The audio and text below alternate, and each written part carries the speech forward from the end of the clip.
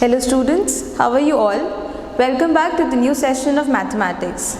So when you look around yourself, you find various things and objects around you. And most of the objects have a definite or a fixed shape. Yes? So today we will be learning about these shapes. In today's session, we will learn about chapter 11, that is understanding elementary shapes. This is the mind map for today's session. We will start the class by learning about polygons, elements of a polygon, and classification of polygons that is done on the basis of the number of sides. Next we will learn about regular and irregular polygons and also about triangles and types of triangles that are based upon the size of the sides, that is the measure of the sides or the angles. Next we will be learning about quadrilaterals and types of quadrilaterals that are square, rectangle, kite, rhombus, trapezium and parallelogram. And finally we will learn about circles and parts of circles. So students, in the beginning we spoke about various objects around us. And these objects are made up of shapes. For example, it could be a circle, a square, a rectangle or a triangle. These objects also appear as simple closed figures, guys. So when a simple closed figure is made up of line segments, it is known as a polygon. So when you notice a circle, it is not made up of line segments, it is just a simple closed curve. So a square, a rectangle, triangle and so on are known as polygons, but a circle is not a polygon. Now let's learn about elements of a polygon. So here we have a polygon named ABCD. Let's understand the elements of a polygon with the help of this figure.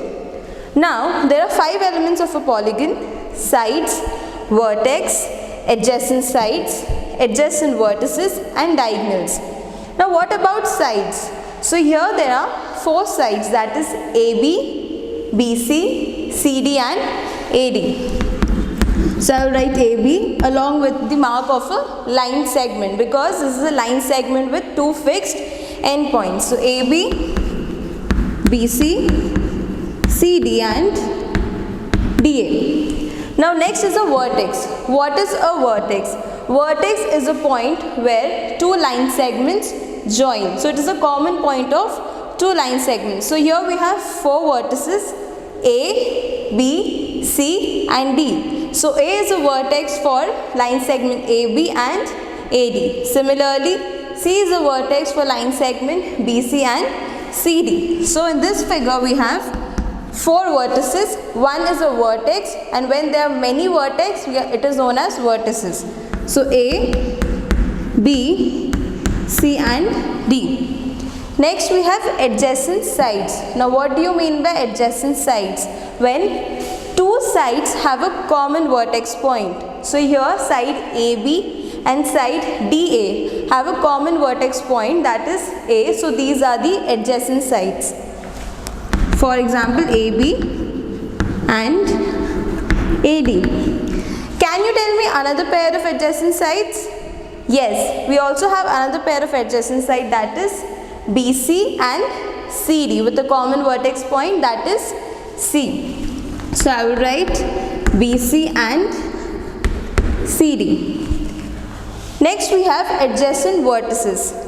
Now what are adjacent vertices? Adjacent vertices are the 2 endpoints of one line segment. So here for example we have a line segment AB. So the adjacent vertices will be A and B. So here I have the vertices A and B for the line segment AB. So I will mention AB with the mark of the line segment. Now what are diagonals? Diagonal is formed by joining 2 non-adjacent vertices. So I will join AC. Similarly I can join BD. So here we have formed 2 diagonals named AC and BD.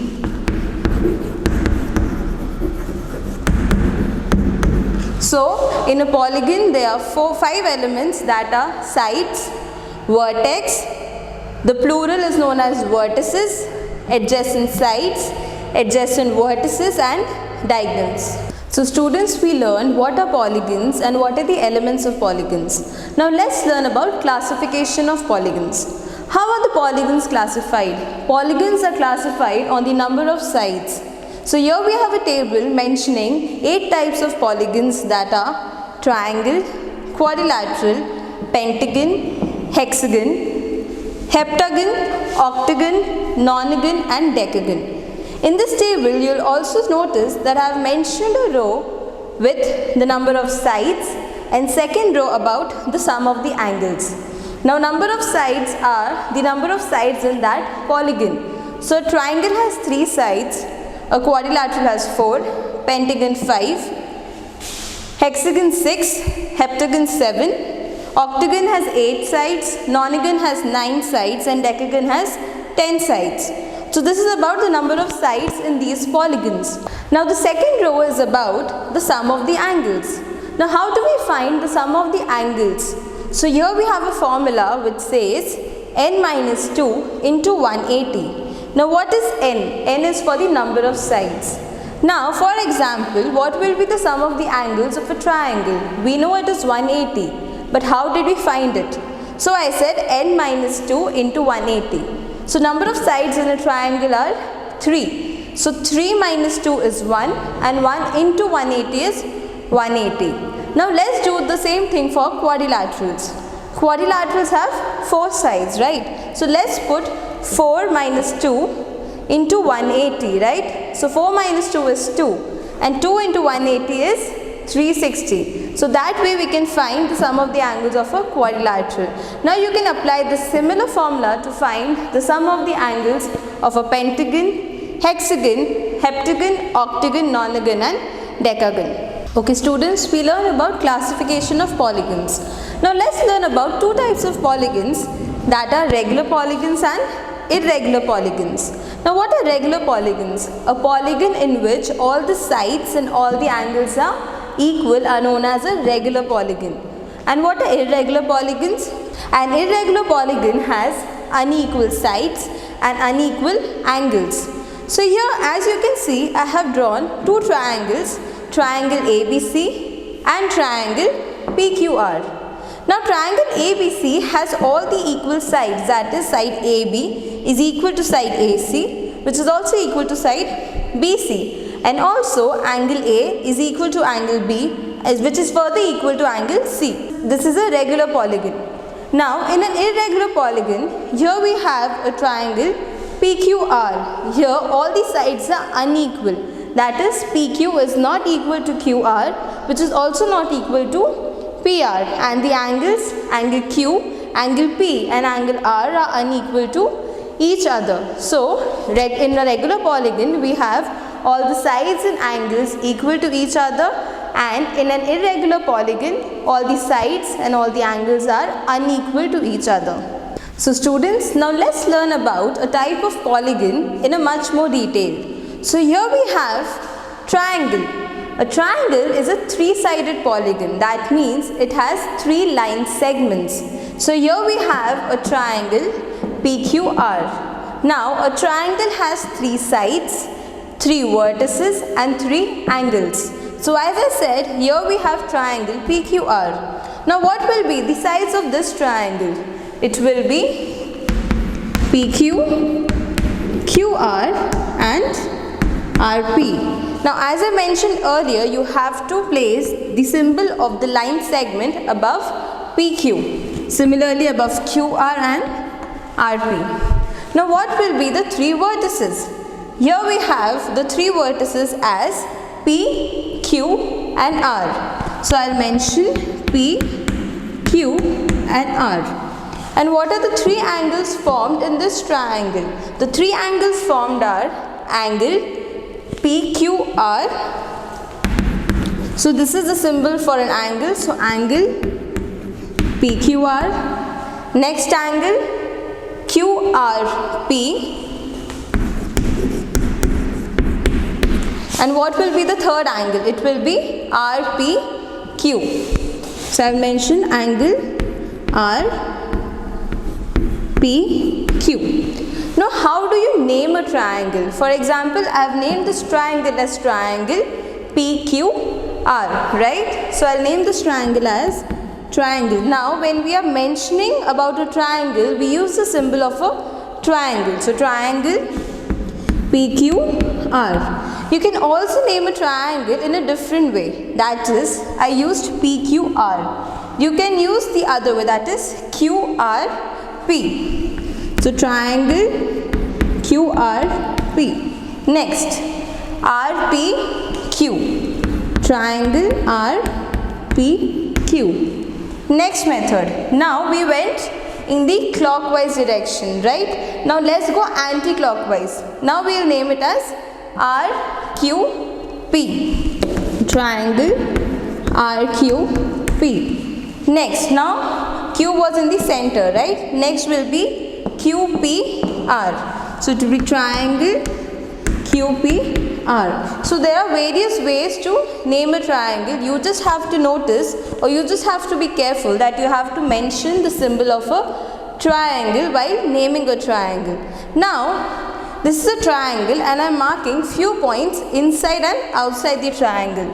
So here I marked the point A, B, and within the triangle I marked the points C and D.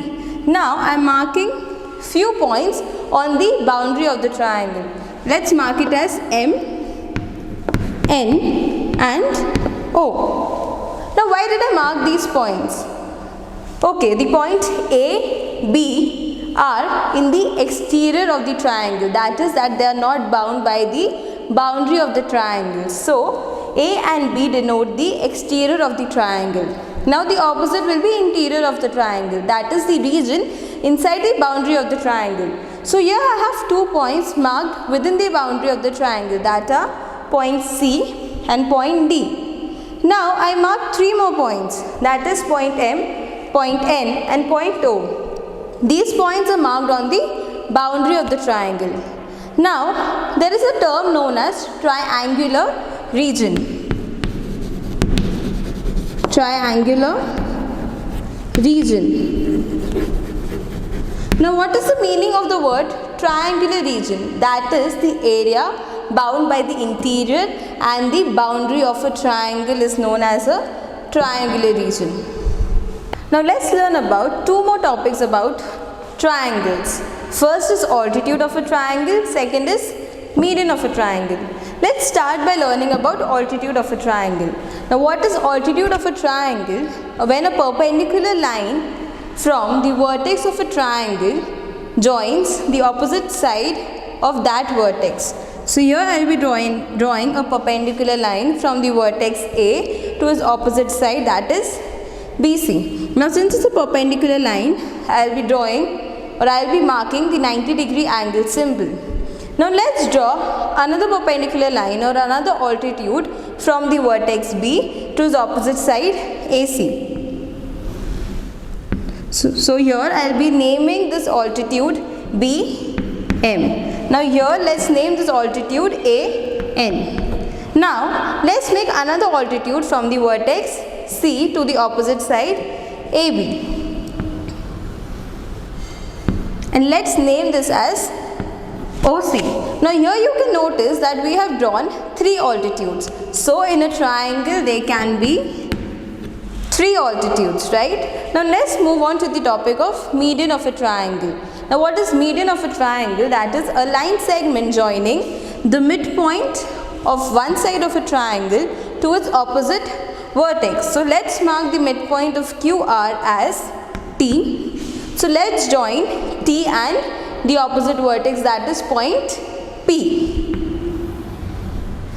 Yes, now let's draw another line segment from the midpoint of PR to its opposite vertex Q. So I am naming the midpoint of PR as X. So I will join Q and X. Now similarly I will be drawing another median from point R and the midpoint of P and Q. So let's name the midpoint as Y. So here I have drawn another median, that is RY. Now you would say that median and altitude appear to be similar, right? The difference is that the median of a triangle, the point which is on the line which is on the side of a triangle, for example PR, the median will bisect the side PR. Bisect means that it will divide it into two equal parts, but it is not similar in the case of an altitude. So here you can see point M. So point M is not bisecting AC, that is, it is not dividing the line segment AC into two equal parts. Now let's learn about types of triangles. Now triangles are classified on two bases. First, on the basis of measure of their sides. Second, on the basis of measure of their angles. Let's learn about types of triangles on the basis of measure of their sides. Now when triangles are classified on the basis of the measure of their sides, there are three types of triangles: equilateral triangle, isosceles triangle and scalene triangle. Now what do we mean by the term equilateral triangle? Equilateral means equal length. So an equilateral triangle is a triangle where all the sides are equal to each other. So here I have triangle ABC. So side AB is equal to side BC, which is also equal to side AC. Now coming to the second type of triangle, that is isosceles triangle. Now in an isosceles triangle, any two sides are equal to each other. So here I have a triangle SRT. So the sides RT and SR are equal to each other. Now the third type of triangle is the scalene triangle.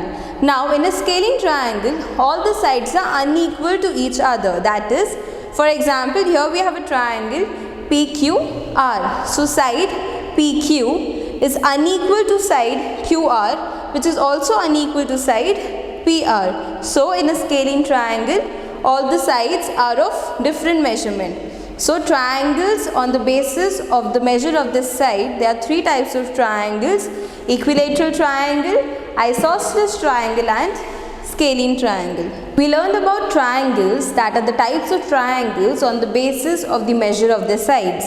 Now let's learn about triangles on the basis of measure of their angles. So there are four types of triangles: acute angle triangle, right angle triangle, obtuse angle triangle and equiangular triangle.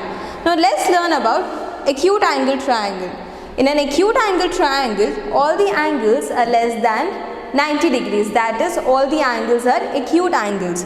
So here we have a triangle ABC. Angle A is equal to 70 degrees, angle B is equal to 30 degree and angle C is equal to 80 degree. So all the three angles are less than 90 degree. Now let's talk about right angle triangle. Now in a right angle triangle, any one angle is equal to 90 degree. So here in the triangle ABC, angle B is equal to 90 degree. Now what is an obtuse angle triangle? In an obtuse angle triangle, any one angle is more than 90 degree and less than 180 degree. That is, any one angle will be an obtuse angle. So here in triangle ABC, I have angle B as 130 degree. Now let's move on to equiangular triangle. Now this is a new term, right? Equiangular triangle. Now similar to equilateral, we have equiangular. That means all the angles are equal in an equiangular triangle.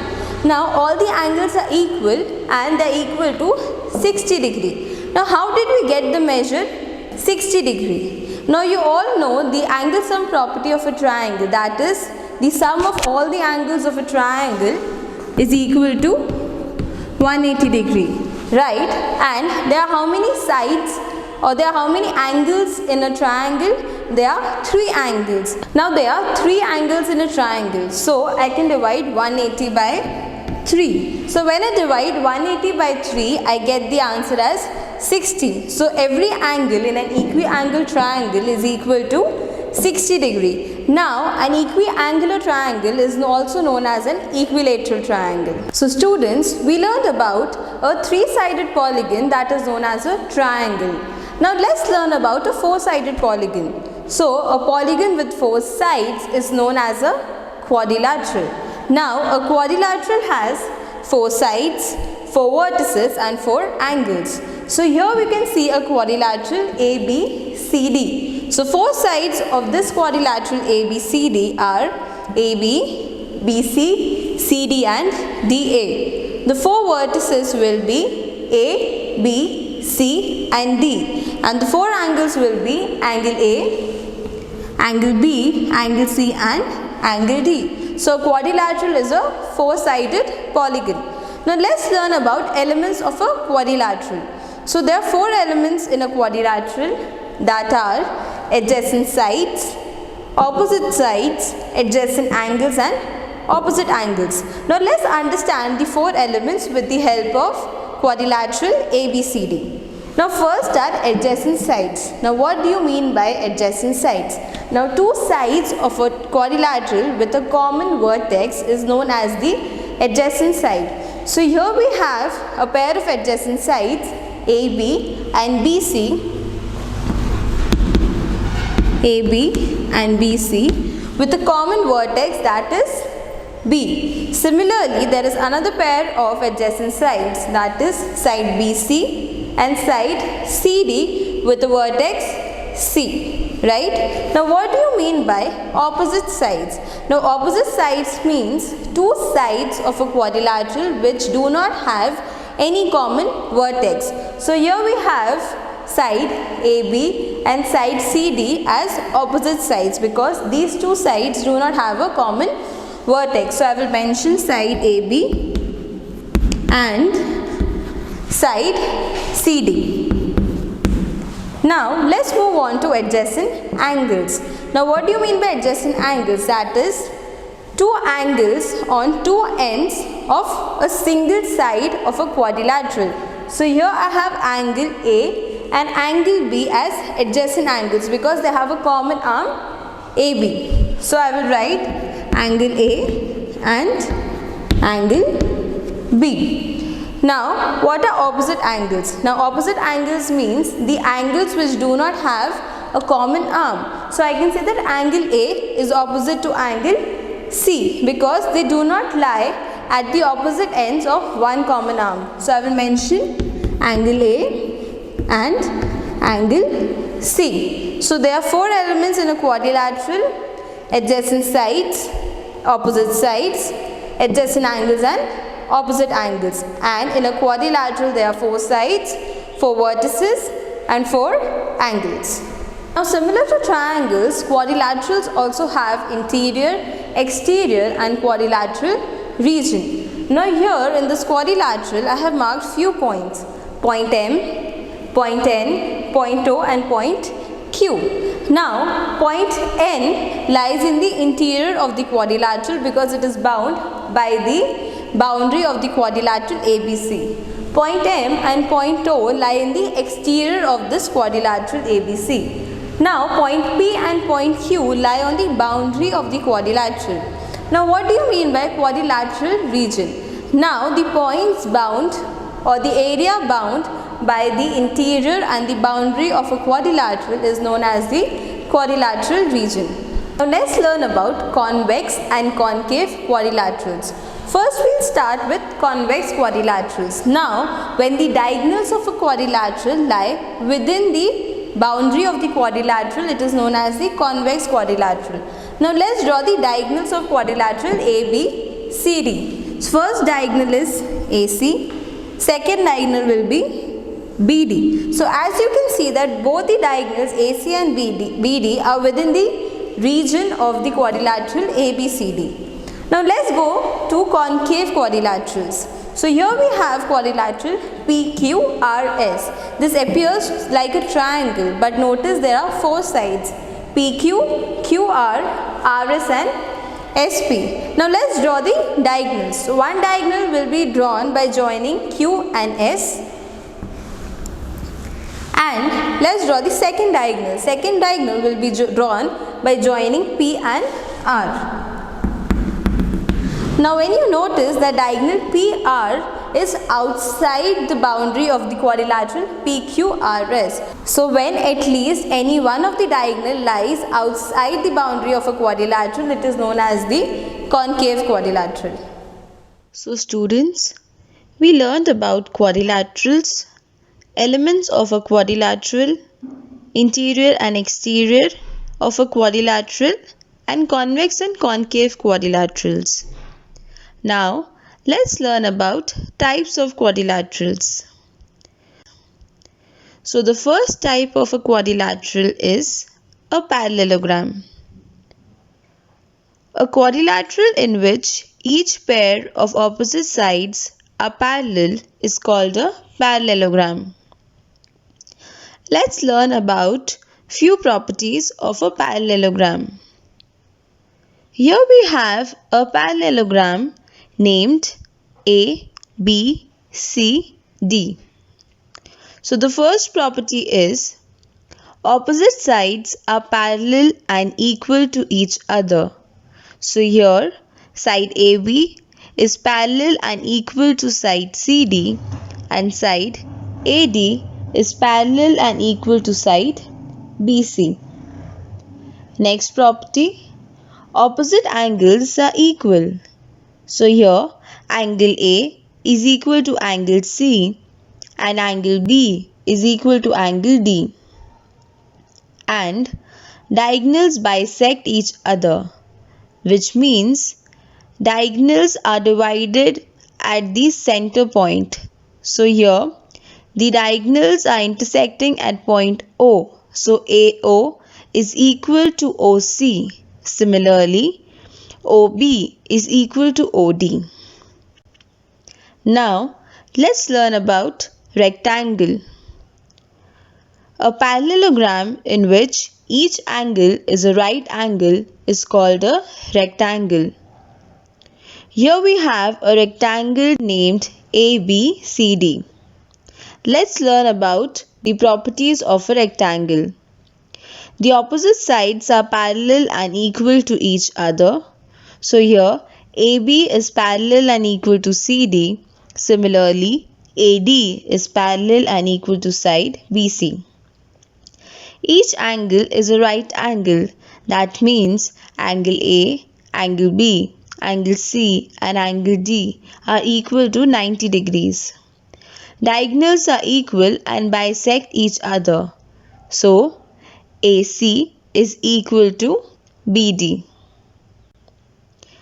Now let's learn about the third type of quadrilateral, that is a rhombus. A parallelogram in which all the four sides are equal is called a rhombus. Here we have a rhombus named ABCD. So, let's learn about the properties of a rhombus. All sides are equal in a rhombus. So, here AB is equal to BC is equal to CD is equal to DA. Opposite sides are parallel to each other. That means they will never intersect or meet. So side AB is parallel to side DC. Similarly, side AD is parallel to side BC. Opposite angles are equal. So angle A is equal to angle C and angle B is equal to angle D. Diagonals bisect each other at right angles. Let's learn about the fourth type of quadrilateral, that is a square. A rhombus whose each angle is a right angle is called a square. The difference between a rhombus and a square is that each angle of a square is a right angle or is equal to 90 degrees. Let's learn about properties of a square. First, here we have a square named ABCD. First property is all sides are equal. So AB is equal to BC is equal to CD is equal to DA. Second, opposite sides are parallel to each other. That means they will never meet. Each angle is a right angle. So angle A, angle B, angle C and angle D are equal to 90 degrees. Last, diagonals are equal and bisect each other at 90 degrees or at right angle. Coming to the next type of quadrilateral, that is a trapezium. A quadrilateral in which only one pair of opposite side is parallel is called a trapezium. One pair of opposite sides, that is AB, is parallel to CD. A trapezium whose non-parallel sides are equal is called an isosceles trapezium. The next type of quadrilateral, that is a kite. A quadrilateral in which two pairs of adjacent sides are equal is called a kite. Now, here we have a kite named JKLM. So, as I said, two pairs of adjacent sides are equal. So, here the first pair is JK and JM, and the second pair is LK and LM. In a kite, the diagonals intersect each other at right angles. So students, you just now learned the types of quadrilaterals. Now let's move on to the next topic, that is circles. Now a circle is a closed curve which is not a polygon, because a polygon is formed by line segments. A circle is a simple closed curve. Now let's learn about parts of a circle. Let's start with center. Now a center is a point on the plane which is equidistant from all the points that is marked on the boundary of a circle. A circle has only one center. So here we have the center of the circle as O. So I have marked center as O. Now let's move on to radius. Now radius is the distance from the center of the circle to any point on the boundary of the circle, right? So here I have marked the radius OA. Now a circle can have infinite number of radii. Now I mentioned the term radii. So radius is a singular term, radii is a plural term. So here I have marked the radius OA. Let's move on to the next topic, that is chord. Now what is a chord? Chord is a line segment joining any two points on the circumference of the circle or on the boundary of a circle. Now a chord may or may not pass through the center of a circle. Next, let's talk about diameter. Now a diameter is a chord that joins any two points on the boundary of a circle, but it also passes through the center of a circle, right? And a circle can have infinite number of diameters. So here I have marked the diameter LM. A diameter is also the longest chord of a circle. Next, let's talk about circumference of a circle. Now circumference of a circle is the boundary of a circle. Now let's talk about the next part of a circle, that is arc. Now what is an arc? An arc is a portion on the boundary of a circle enclosed by 2 points. Now on this boundary of a circle, let's consider the points P and Q. So there is an arc formed by P and Q, right? Now in an arc, there are two parts, minor arc and major arc. So here, this portion will be considered as the minor arc and the remaining portion will be considered as the major arc. Okay, so an arc is a portion bounded by 2 points on the boundary of a circle. The smaller portion is known as the minor arc. So I can name this as minor arc, and the larger portion will be named as the major arc. Now let's talk about the next part, that is segment. So a segment also has two parts, minor segment and major segment. Now a segment is formed when a chord and an arc. Now a segment is a region bound by a chord and the corresponding arc. So here we have a chord PQ and an arc PQ, right? So this will be the minor segment.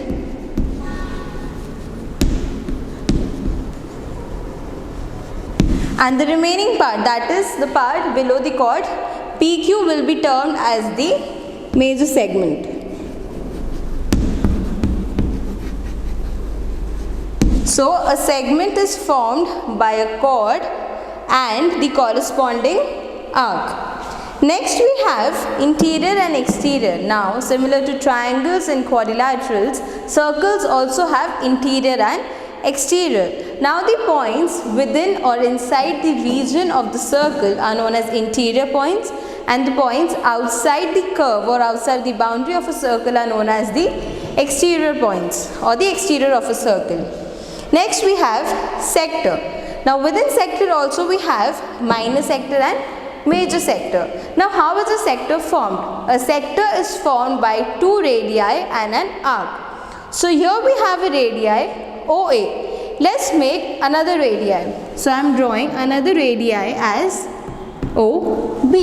So here I have radii OA and radii OB and an arc AB. So the region bounded by the two radii and an arc is known as a segment. Now here this is the minor segment and the remaining part will be known as the sector.